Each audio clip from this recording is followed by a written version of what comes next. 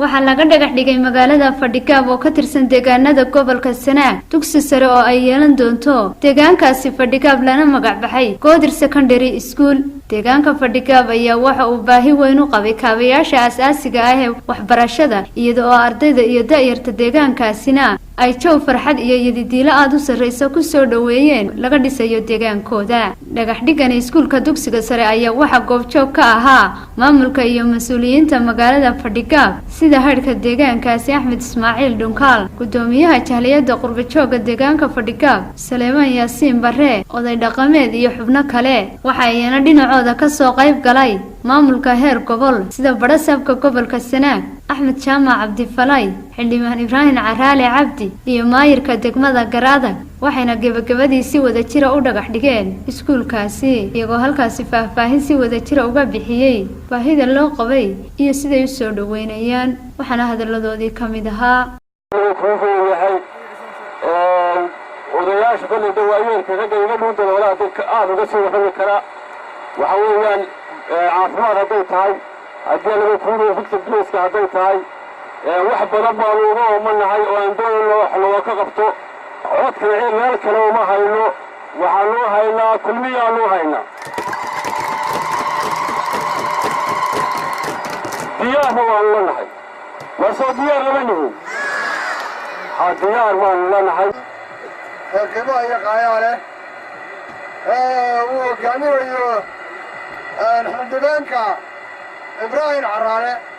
إيوه برسابك قبل كسرك إيوه أمد كرمه السلام عليكم ورحمة الله وبركاته أنت أكدت وهو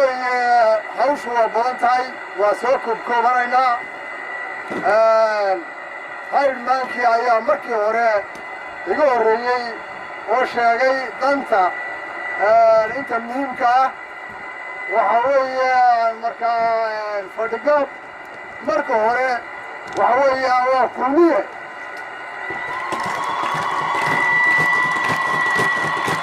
وانا هانجلتي مركا وركا هذا مديسينو ولي يبدو هانجلتي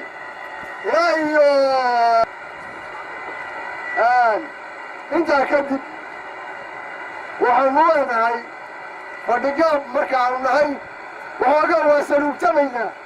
مركا الحلقناك ايوان وحاقا ايام يرسى سلوكنا وحاقا يرسى سلوكنا وحاقا وحقبتك وحكمنا اسمولك عبد الله نحديك ايوان نواصل ميرا ايوان حلقنان هذه أرض مصروف معي لا بيصير نروح بالغالي ما كان لك حوالي ليس عليها مركب وحوي الحمد لله رب العالمين عروت مركب هراء هلك كبحيا إليك براي يركزين لو بيجي وأنا ألقى كوبا بيجي مركب هذا وحوي الحمد لله رب العالمين هذا ما أنت ونبدأ أنا مرق اليوم ما وحي على الله وانا لما بتعلم وانا كنت متوين وانا وانا فكانوا حوالي وانا نبعنا صدقني وانا صدح مقسم بسني وانا نمو بسني انتي عبارتك اهر عولو من وحلدان ان يستغرين ملوكر بيو اسكرت انا مراسو كرديو اسكرت لما قولي نلوكشوغا ورسم نوع كم بنسرائيل لو والله قادر هذا المركز اتقاء وانت وصهورة الواكرة كانوا نوبهنا وحنوبهنا هاي ربع أفماد وضدك واركيسا ضلك روات غانين ضلب الله روي هالك كلا وضلف ربنا ومقاروي ويه ومقارويك لا تهتميسا هذا الوقت هاي iyo haday qiimo kala tahayba la tartamaysa degmooyinka waaweyn baan la tartamayna kolkaa waxaan u baahanay wax qabal qaali ah aankana degmadayna la siiyaan oo lagu bara iyo xildhibaanka ahna gudoomiyaha kaambeenka ee gobolka iyo waftiga kale oo la socda waxaan kaloo salaamayaa madax dhaqameedka iyo odayaasha dhalinyarada haweenka saxaafadda iyo dhammaanba ciddii ku sugan xafladdan qiimaha iyo qaayaha leh waxaan leeyahay wassalaamu calaykum waraxmatullaahi wabarakaatuh.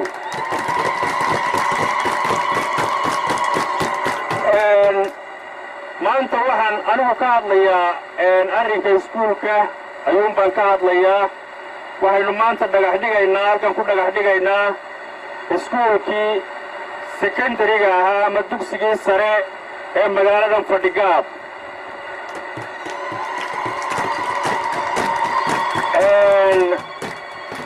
waxa uu iskuulkan runtii fekerkiisu markii hore ka yimi oo ka soo unkamay qurbajoogga jaariyadda qurbajoogga ee magaalada Fadhigaab. muddo 2 sano iyo dheeraada ayaannu ku fekeray inaannu markii aannu aragnay baahiyaha waxbarasho ee ka jira magaalada waxaannu ku fekeray inaannu wax ka qabanno oo aannu magaalada u dhisno iskuul aannu u dhisno haddaannu nahay jaariyadda qurbaha ee dibadda ee magaalada Fadhigaab. runtii muddo ay nagu qaadatay waxyaalo badan baa na soo dhex galay, carqalado badan baa nagu yimi, abaarihii baa ka mid ahaa, hawlo kaloo badan baa naga soo dhex galay. waxaannu nasiib u yeelanay maanta inaynu dhagax dhigno oo ay soo gabagaboodo arrintaasi. haddaannu nahay qurbajoogta mar kastaba annagu waxaannu heegan u nahay oo aannu diyaar u nahay inaannu wax ka qabanno baahiyaha ay deegaanadii aannu u dhalannay aannu ka dhoofnay ay qabaan inaannu wax ka qabanno wax ku soo celinno baannu mar kastaba diyaar u nahay. iskuulkani runtii waa mashruuc ballaaran, annagu qaybteeda waa ka qaadanaynaa, diyaarna waannu u nahay. wuxuuse u baahan yahay in si wada jira looga qayb qaato oo qaybta ay dawladdu ku leedahay oo ay dawladdii nagala joogto dawladdu qaybteedii ka qaadato. waxaa kaloo aan dadweynaha reer Fadhigaab ku boorinayaa haddii aanay iyagu wax qabsan oo aanay gacanta saarin oo aanay dadaalin dee idina wax u qaban mayso. waxaa laydinka baahan yahay haddaad reer Fadhigaab tihiin mashaariicda noocan oo kale markay soconayso inaad idinkuna qaybtiinnii ka geysataan oo aad gacan ka geysataan baa laydinka baahan yahay.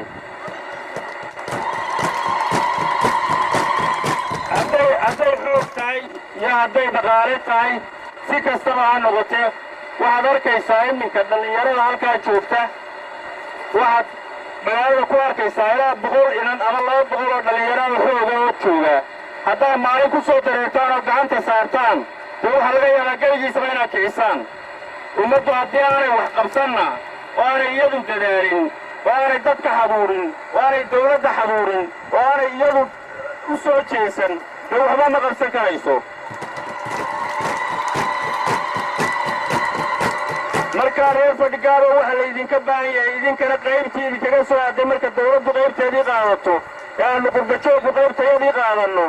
qaybtii idinkaga soo aadarayd baa la rabaa inaad idinkuna qaadataan.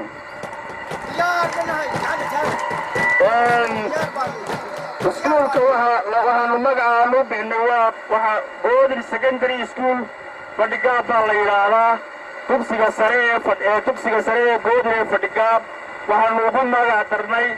Axmed Aadan Cali Goodir oo aad wada garanaysaan. ummad waliba taariikh bay leedahay,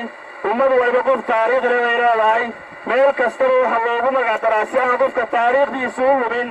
dee qofka aad adigu markaad doonayso inay magaciisa iyo taariikhdiisu lumin. iskuullada oo dhami Sheekh Bashiir, Sheekh Ibraahim, Dhoolla Yare,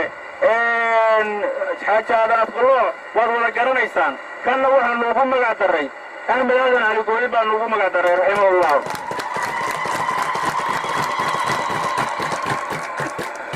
waxaan idinku soo gabagabaynayaa reer Fadhigaabow inaad isku xidhnaataan oo isku tiirsanaataan oo aad meel wada martaan. maanta kulmiyaad tihiin. haddii aad tafaraaruq noqotaan oo iniba meel ku riddo oo iniba meel qabato oo tumbiliba meel istaagto waxba noqon maysaan, meel la gaari maysaana. waxaan idin leeyahay meel xisbiga kulmiya waa xisbi horumarineed, waxyaabo badan buu dalka ka qabtay. ودعي كرتا رحمات كإلهي شبابا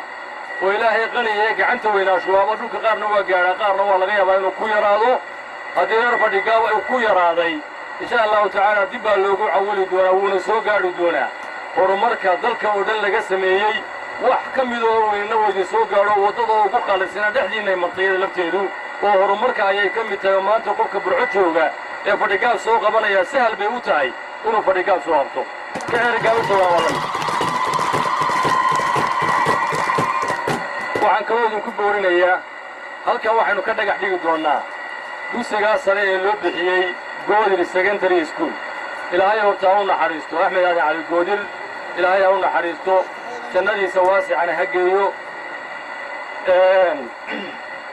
runtii wuxuu ahaa nin weyn oo qarankan ka baxay oo Soomaaliya iyo Soomaaliland oo dhan laga garanayo waa magaaladan buu dhashay dhulkan buu dhashay sharaf weyn bay tahay maanta inaan dhagax dhigo iskuul secondary ah oo laga dhisayo dhulkaygii oo loogu magac darayo saaxiibkaygii rumaad secondary annagana qeyradhaantu waanu soo gaadhay waxaanu doonaynaa insha allahu tacaala iskuulkan maanta dhagax dhigi mayno keliya laakiin waxaanu idinku caawinaynaa awood wixii aanu hayno ka xisbi ahaan waanu ku caawinaynaa khibrad wixii aanu leenahayna waa ku caawinaynaa oo waa ku daraynaa waxaanu samaynaynaa insha allahu tacaala iskuulka waa dhagax dhigaynaa isla markaana waa bilaabaynaa foundation kaanu samaynaynaa 4 kalaas waa jaajuurkaanu samaynaynaa sibidhkaanu keenaynaa dhagaxaanu keenaynaa niistaanu keenaynaa waa dhisaynaa waxaanu gaadhsiinaynaa halka qoriga laga saaro ayaanu isku dayaynaa inaanu ballanta hore aanu ku qaadno inaanu gaadhsiino islaamaha waxay yidhaahdaan markay aqal Soomaaliga dhisayaan ee ay ku hawshooto reerkii oo guuray ay dejiso loolka iyo dhigaha iyo guriga oo dhan isku xidho ee guriga uu u dhinaado dadka kaliya waxay tiraahdaa iskangaan oo sidii guri noqo halkaa markaanu gaadhsiino ee aanu guriga dhisno ee jiingada iyo qoriga kaliya ka dhiman yihiin miyaanu ahayn iskangaan oo sidii guri noqo waxaa ka dhiman wuxuu ahaan doona markaa haddii qurba joogtoogo iyo haddii magaalo joogto iyo haddii annagu aanu dib u holnannaba iskuulkaasi insha allahu tacaala wuu dhammaan doonaa ballan baanu idinka qaadaynaa maantana waa dhagax dhigaynaa isla maantana sibidhkiisaanu dalbaynaa iskarogooyinkaanu amraynaa hadda shaqadu intay socoto ayaynu gaadhsiinaynaa iskuulkaa gaadhsiinaynaa halkaa laga saarayo waxyaabaha kale ee waxqabadka ah ee inaga dhiman insha allahu tacaala way iman doonaan dowladda dhalan doontaana boqolkiiba 80 waa dowladdii aynu dhisayna un weeyaan halkiibay ka sii qaadi doontaa horumarka maanta dugsigaa sare la dhagax dhigayo wuxuu kow ka yahay calaamadda magaalada iyo horumarka deegaanka aad baan ugu mahadcelinaynaa xukuumadda xisbiga iyo gurbajoogga iyo dhammaanba cid kastoo ka qayb qaadanaysa annaguna haddaanu nahay maamulka deegaanka qaybtayada ayaanu ka qaadan doonaa dhulkaanu bixin doonaa maxaan ku dhahday waxaanu bixin doonaa dhaqaalaanu bixin doonaa macallimiin baanu keenaynaa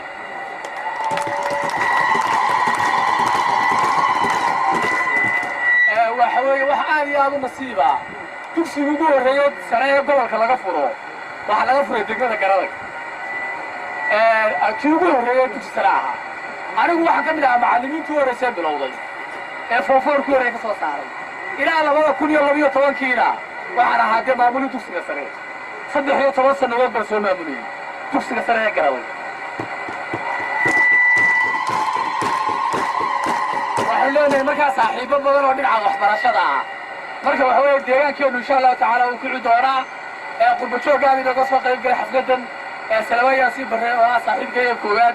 oo waxa weeye isaguna aad iyo aad dhinaca horumarka ugu wanaagsanaha oo ilaa iyo magaranaysa intaanu isnaqaanay ama dhalinyarada ahayn aanu isku meel ku soo noolayn oo xataa soo wada shaqaynay waxa weeye waa nin hankiisu ka midha dhalinaya oo aynu kula shaqaynayno iskuulka goodirna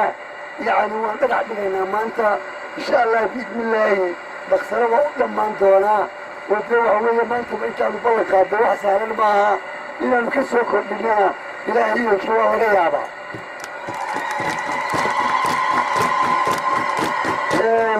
mar kastaba abaabulkiinu waa dhisan yahay waa habaysan yahay cod kale insha allah biidni illaahi tacaala waynu ku dari doonaa 13 bisha Noofembar iyo siya waxa la yiraahdaa Farxad Cabdi Nuur telefishinka caalamiga ee Home Cable TV deegaanka Fadhiga.